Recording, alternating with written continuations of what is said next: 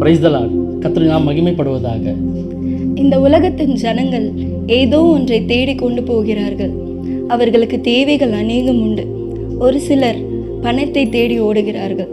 ஒரு சிலர் சந்தோஷத்தையும் சமாதானத்தையும் தேடி தவறான வழியில் ஓடிக்கொண்டிருக்கிறார்கள். வேறு சிலர் செல்வத்தை நோக்கி ஓடிக்கொண்டிருக்கிறார்கள். எல்லா காரியமும் ஒரு நாளில் அழியக்கூடியது. அழியாத ஒன்று நம் ஆண்டவராக இயேசு கிறிஸ்து மாத்திரமே. அவரை மாத்திரம் சார்ந்திருக்கும் பொழுது அவர் நம்மை ஆசீர்வதிக்கிறவராக இருக்கிறார்.